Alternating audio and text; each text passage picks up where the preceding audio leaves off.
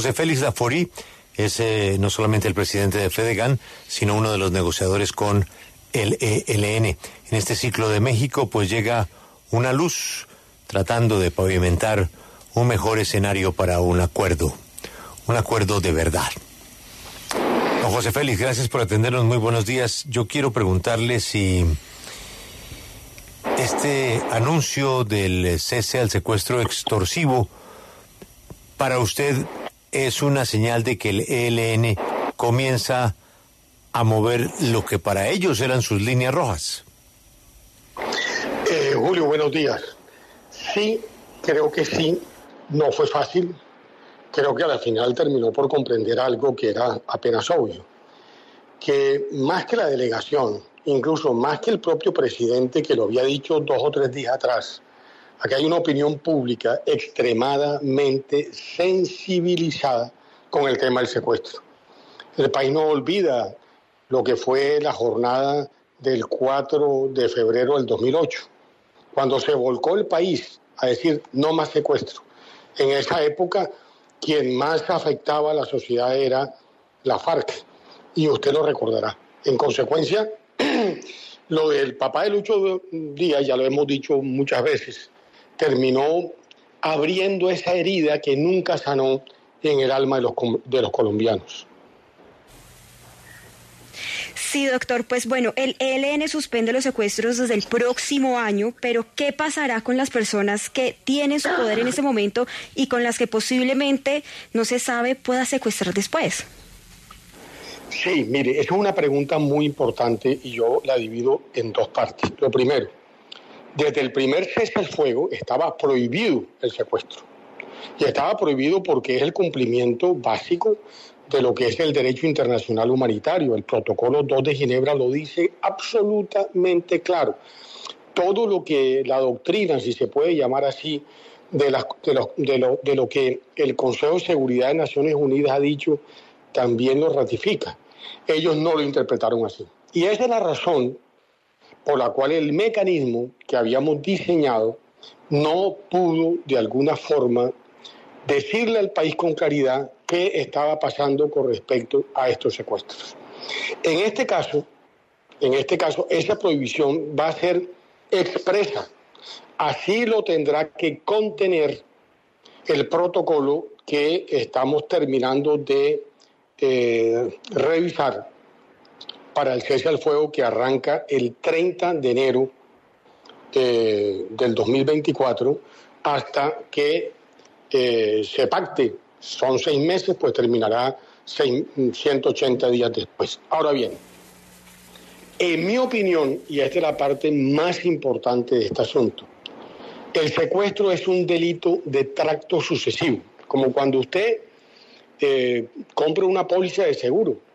Usted está asegurado durante todo el tiempo y le cubre para tales efectos. Por consiguiente, los secuestrados actuales, o quiera Dios que no suceda, porque me parece que es un retar a la sociedad, lo que suceda desde hoy hasta el 29 de enero, tendrán que ser devueltos a partir del 1 de febrero. Porque todos esos están secuestrados el 1 de febrero, el 2 de febrero, el 3 de febrero y así sucesivamente. Y si ellos se comprometen, como lo han afirmado, a no secuestrar con fines económicos, fíjese usted, porque la nota que hace Julio sobre ese tema en particular,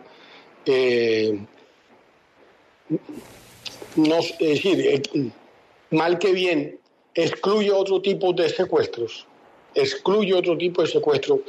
no a mi gusto, pero así quedó. Evidentemente tendrán que devolverlo a través de un protocolo que se diseñará con fuerza pública y con los organismos del Estado, como la Defensoría del Pueblo o la Cruz Roja Internacional. Esa parte no la entiendo bien, lo del secuestro extorsivo, porque ¿cuántas clases de secuestros hay? Además, porque se podría justificar un secuestro extorsivo diciendo que no es por esa razón, sino por otra. Usted tiene toda la razón, doctor Casas. Así lo advertí. Pero fíjese que hay un delito que se llama perfidia, que es cuando usted engaña a partir de un acuerdo de buena fe. Y vamos a plantearlo como usted lo ha planteado con toda la claridad del caso. Ellos definen 4 tipos de secuestros. Los secuestros con fines políticos, las capturas en combate, incluso las capturas para impartir justicia, hágame el favor. En consecuencia, pueden hacer un secuestro cuyo fin puede ser extorsivo, ¿no? Pero lo justifican porque es un secuestro político o por cualquier otra circunstancia. Ahí tendrán ellos que explicitar muy claramente cuando la delegación del gobierno en la mesa le plantee, como se le está planteando ya, la lista de los secuestrados. Y evidentemente habrá casos de casos. Aspiro a que estos casos sean los menos o que no existan. Porque evidentemente el secuestro, al margen de cuál sea el móvil o la motivación, es simplemente un delito claramente tipificado en el Código Penal colombiano. Doctor Laforí, el ELN siempre ha justificado el delito el secuestro como un delito, diciendo también que ellos se financian a través de eso y que es justificable por eso, porque sacan réditos económicos de ahí. ¿Esto quiere decir que se llegó a un acuerdo con el gobierno nacional para financiar al ELN o cómo quedó ese tema? No, en absoluto. Ni el Estado colombiano ni ningún país que tenga una democracia liberal, además recogiendo las recomendaciones de Naciones Unidas de aquellos grupos que están en la lista de terroristas, puede financiar ningún grupo armado. Eso está clarísimo. Puede haber financiación, sí, y eso lo discutimos, para efectos de paz. Por ejemplo, se escogieron 8 regiones. Ahí están, estamos definiéndolas, que es donde más afectación haya y donde ellos estén. Pongamos un ejemplo, simplemente a título de ejemplo.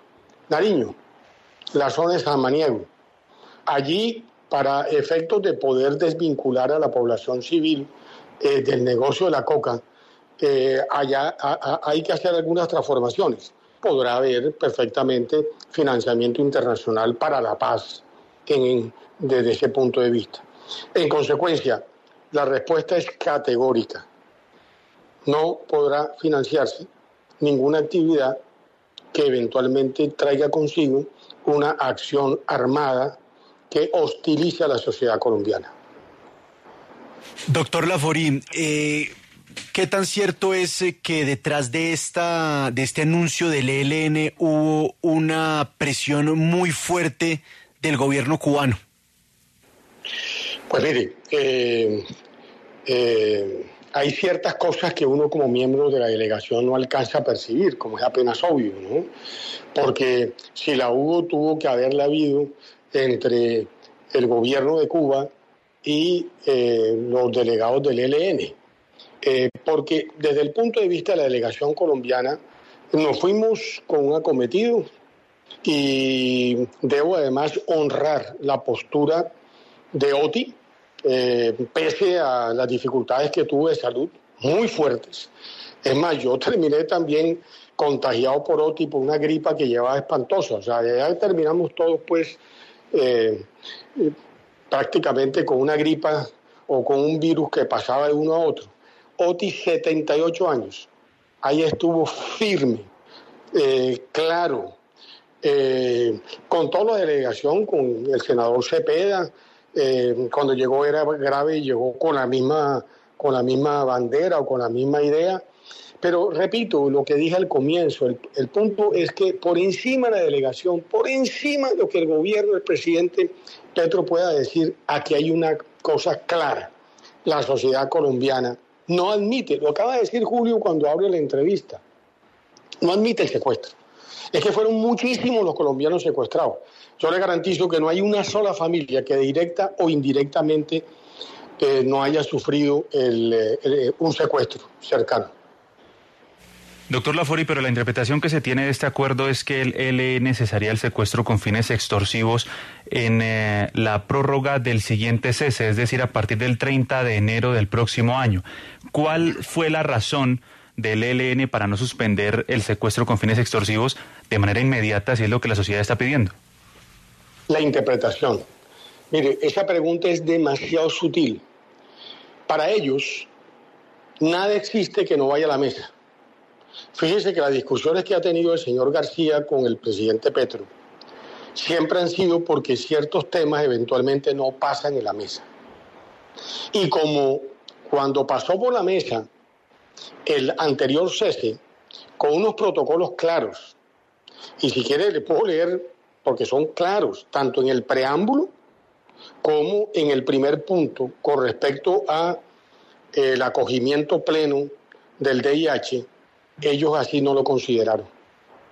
En consecuencia, ellos solo para la siguiente prórroga queda explícito. El mecanismo nunca se pudo pronunciar, porque el mecanismo está compuesto por 4 actores. Uno de ellos, el ELN. Si el ELN considera, entre comillas, las retenciones con fines extorsivos, es parte de su actividad absolutamente, según ellos, por supuesto, válida o lícita, pues obviamente el mecanismo no se podía pronunciar. Por eso nunca se pronunció Naciones Unidas, ni siquiera, entre comillas, con el error que cometieron con el secuestro del papá de Lucho Díaz. En consecuencia, solo a partir del 30 de enero, que arranca un segundo cese, este tema queda definido, acotado, clarificado en el protocolo de cese en lo que se llaman, digamos, las actividades prohibidas. En consecuencia, solo ocurre. Pero repito, el secuestrado el 1 o el 2 o el 3 de febrero es secuestrado. Es decir, y si no hay retenciones de tipo económica, como este es un delito de tracto sucesivo, no tendrán otra alternativa sino devolverlo. Además, yo supongo que la presión de la opinión pública así lo hará, así hará que suceda. Doctor José Félix, a mí me da la impresión que usted se siente cómodo con Oti Patiño. Sí me siento cómodo. Y debo decirlo también, porque uno en la vida tiene que tener honestidad intelectual. Me siento cómodo con las relaciones que se ha podido construir a lo largo de estos meses o de este año con el senador Cepeda. Usted sabe las dificultades que se ha tenido desde el punto de vista político con él. Pero ha sido, digámoslo, un actor transparente en el buen sentido de la palabra. Es decir, yo nunca he sentido que hay ahí detrás un juego perverso para ver cómo logran meterle el dedo a la boca. No. Son 2 personalidades totalmente diferentes. Oti es una persona ya mayor, 78 años, le repito, mire, el país tiene que agradecerle a Oti la manera estoica como manejó este ciclo. No fue fácil, Julio. En los ciclos anteriores las discusiones eran unas discusiones normales y tal. En este ciclo las discusiones no fueron fáciles. Debo decirle, incluso en más de una oportunidad a mí me tocó de alguna manera responder con claridad enfoques que obviamente no tenían, o por lo menos desde el punto de vista de la delegación del ELN, tenían una forma diferente de mirarlas. Y lo dijimos con claridad y avanzamos. Oti es un hombre que tiene un equipaje de experiencias y de conocimientos muy importantes. Y eso ha pesado, porque voy a decir una cosa, no sé qué pensarán, sobre todo Alberto. Yo creo que la gente cuando ya llega a cierto umbral de edad actúa más que con sus sesgos ideológicos, con sus convicciones íntimas. Y yo vi siempre a Oti actuar en ese escenario de convicciones íntimas. Y chapó. El caso de Cepeda es otra cosa. Cepeda es un político activo que tiene obviamente unos intereses políticos válidos, no estoy desconociéndolo, pero que ha actuado con absoluta honestidad en este proceso. Quiero ir al empresario, es decir, al ganadero, al hombre que compra y vende vacas. ¿Cómo se puede entender, doctor José Félix, que por cuenta de un trasteo, de un problema en una plataforma, de que el software, lo que quiera, un país se le paraliza la venta de la industria ganadera de la noche a la mañana? ¿Cómo se puede explicar eso? Julio, mira, ¿tú te acuerdas la palera que me pegaron a mí en la época de Santos? Esto es parte de esas viejas retaliaciones que no ha podido corregir el ICA, porque evidentemente la guía de movilización la manejaba Fedegan a través de los comités y nunca sucedió eso. Pero claro, había que retaliar y nos quitaron la guía y nos quitaron la trazabilidad, y no te puedes imaginar lo que el actual director del ICA, que es Juan Fernando Roa, está intentando hacer para volver a tener un mínimo de racionalidad en el manejo de este tema. Los privados siempre hacen mejor las cosas, y el ICA, que es una autoridad sanitaria indispensable para el país, tiene que quitarse de en medio toda una cantidad de arandelas que le quitan tiempo, que no lo hace bien y que evidentemente afectan la reputación del ICA. Llevo años diciéndolo, durante el gobierno de Duque lo dije permanentemente, y le voy a dar un dato para que se dé cuenta lo delicado que es este tema. Es una oportunidad cuando, después de 2 años de discusión con el Banco Mundial, el ICA restableció el mecanismo para poder tercerizar determinadas funciones.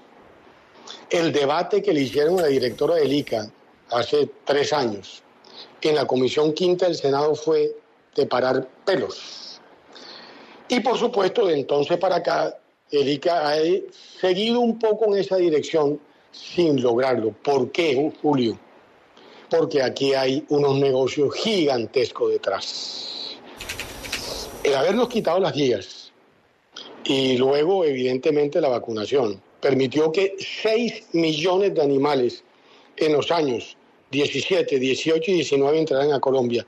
Eso, a precios de hoy, fueron más o menos un negocio de 2.100 millones de dólares.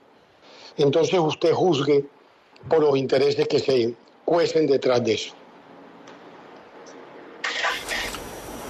Doctor José Félix, gracias por atendernos, y yo me le voy a sumar a su optimismo por el lado de Oti Patiño, por la sensatez con que actúe, por, como usted dice, el umbral de sus años, pero sobre todo porque hay que aplaudir cualquier grano de arena.